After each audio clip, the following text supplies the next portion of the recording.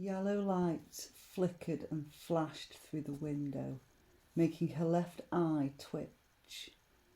Music flowed up through the bare floorboards. The old man downstairs was once more blasting out Jingle Bell Rock. She wondered if she'd still be awake when Slade kicked in. She tightened the belt, the buckle pinching at her skin. Tighter still until the vein in her arm stood proud and blue, pulsing like a beacon. With her teeth she removed the cap from the tip of the hypodermic needle. One deep sigh, like the therapist had taught her. The cold of the needle pressed against the vein. She pushed, piercing the skin, the grey of the needle blending with the blue of her blood. One more deep sigh. She pressed her thumb down on the plunger, watching as the murky, earthy brown liquid flowed into her vein. She felt her spine relax, her neck loosen, her shoulders droop. Her fingers tingled. She couldn't press any more, but the syringe was still half full. She smiled. Maybe saved for later, she thought, letting the piss-drenched mattress take her weight as she fell backwards. The ceiling moved. She stared at it as it flickered and swayed, moving further away. Or was it the floor? Was she sinking? She felt invisible claws pulling at every limb, sucking her down into the mattress. Jeff stood next to the hole, leaning on his shovel.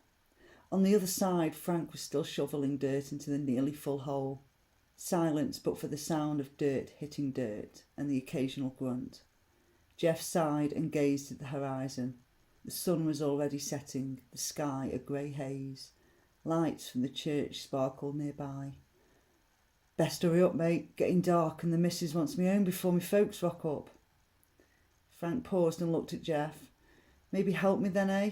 Might get it done a bit quicker if you do a bit less stargazing and a bit more grave digging. Jeff chuckled. Sorry, mate, you're right. Back's killing me. These cold nights, I'm feeling them these days, I can tell you. Frank grunted in solidarity. Between them, they finished filling the grave. Jeff gave the fresh dirt mound a satisfied pat with the back of his shovel.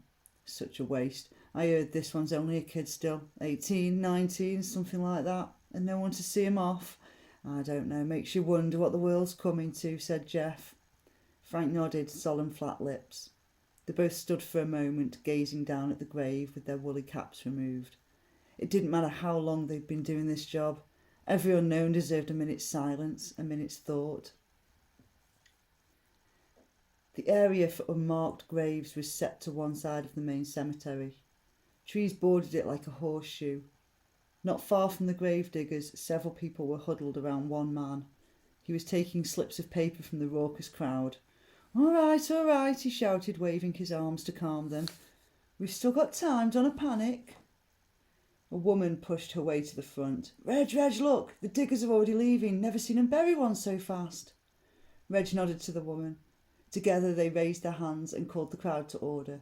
Betting over, everyone. Time to get the show on the road. The crowd, well versed in this, made a gap for the two to walk through. Frank and Jeff, shovels in hand, turned away from the grave and started walking towards the church. Reg glided past them and stared intently at the fresh grave. Behind him, Bess, Maisie, Joan and Bert followed. They each took a spot at the side of the grave and gazed down, heads half-cocked, silent, for several minutes. The night had finally taken over the sky. Grey was now almost black. In the distance they heard a car engine start. Reg stood behind where the head of the body would be, turned to the others. Ready? They all nodded, and Reg cleared his throat as the others began to dance, their chests shimmying and their feet bouncing on the spot. Every limbo John and Jane, all around the limbo plain, gonna do the limbo jive, we're neither dead nor alive. John be limbo, Jane be quick, you must become the limbo stick. This is the limbo life, so let's do the limbo jive. As they danced on the spot, all singing, the wind began to rise, a noisy wail. A grey mist rose from the fresh earth, and the ground began to shudder and judder. First you spread your limbo feet, then you move to limbo beat. Limbo ankle, limbo knee, rise up like a limbo tree. John be limbo, Jane be quick, you must become the limbo stick. Gonna do the limbo jive, 'cause we're not dead or alive. At the sound of the final alive, the centre of the grave emitted a funnel of grey light. The mist that coated the grave dissipated, leaving a pale, almost translucent woman, seemingly asleep. They gazed down at her and then cheered. "We have a Jane! Excellent! We were getting a bit top-heavy with the old Johns, if you ask me." The woman opened her eyes and blinked. Although cloudy, stars still sparkled and left spots in her eyes. 5 strange, semi-translucent people were looking down on her. She lifted her head, which felt stiff and tender, and looked around. Bess held her hand out for the woman, offering to help her up. "Don't worry, my dear. It's perfectly normal to feel a tad out of sorts when you first wake." She smiled at the Jane, who now stood and turned all around, trying to figure out where she was. 5 strange people dressed in Victorian clothing beamed at her. Beyond her were mounds of earth, the odd tumbled-down tombstone and bare trees. She looked down the hill at the church below. Lit up, music was starting to float up to them. Christmas hymns or carols? She didn't know the difference, and right now she really didn't care. The last thing she remembered was the pinch of the belt buckle as it nipped at her scrawny bicep, and the sound of Noddy Holder, maybe? "Where am I?" she asked. Reg smiled. "This, my dear, is limbo." She frowned. Limbo? Bess patted her gently on the shoulder. "Limbo, my dear. It's where we go if Hades isn't ready for us, or if you've left some unfinished business. Can't be getting on the boat with baggage." Reg stepped forward. "Can you remember your name, dear?" She paused, thinking. Her mind was hazy. No name came to her. Not to worry, not to worry. We'll call you Jane for now. Takes time for some. All depends how you died, really. Nice clean death, memory as clear as day.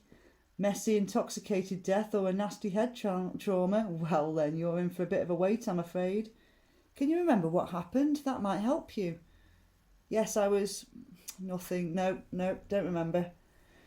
Behind her, Maisie and Joan chuckled. "Told you. Extra turkey for me tomorrow," Maisie nodded smugly. "Aye, well, you were due a win," exclaimed Joan. "No need to be ashamed around us, love," said Maisie. "We see all sorts in this line of business. You won't be the worst, I'm sure of that." Jane turned her focus onto Maisie and Joan. "Now what was it? Heroin or meth?" Maisie asked boldly. Jane bowed her head. "Heroin, I think. At least, that's what I paid for." Well, not to worry. Worry delays the memory. We're not here to judge, only to help you onto the boat once you're ready." Jane woke under the bridge. The canal flowed quietly alongside her. The ground was wet and covered in white smears of geese shit. Despite a low-hanging early morning mist, she could see a barge moored in the distance. The shadow of a man leaning over the edge of the barge caught her attention. She still felt foggy and fuzzy-headed, like she'd just woken up from a nasty bender. This canal felt familiar. She couldn't place it, but the pit of her stomach was kicking her, nudging her. She stood and slowly made her way towards the barge. As she drew closer, she could hear sounds coming from inside the boat. Music. She recognised the strains. "Does he turn up on a sleigh? Do the fairies keep him sober for a day?" Goosebumps rose up on her arms and belly, the hairs on her neck raised like hackles. The man was calling in through the cabin door. Jane could hear laughter from within, cutting over the music. Familiar laughter. She realised she was stood right next to the man. He was oblivious to her. The scent of petroleum jelly and engine oil filled her senses. His beard twitched as he laughed at something the person had said, something the girl had said. Jane stepped lightly over the edge of the barge and entered the cabin. She was older now. Kids age quickly. She must be about 10. Jessie. Her little sister, Jessie, sat unwrapping a present under Dad's duvet while Slade sang from the radio. She stepped back onto the deck. He was at the prow untying the rope from its mooring. It probably wouldn't work. No one had explained the limbo rules yet. Bess was going to explain it all over the turkey later. She stepped towards him, felt blood pounding through her, despite being just a spirit of Sophie.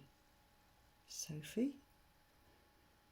As she laid her hands on his chest, she roared with rage and pushed. His arms flailed, feet slipping on the wet, muddy verge.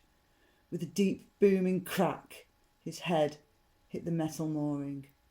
His body flopped, too close to the edge. Sophie watched as he toppled over the edge into the ice-cold black water. From within the cabin, she heard Noddy singing, "Look to the future now, it's only just begun."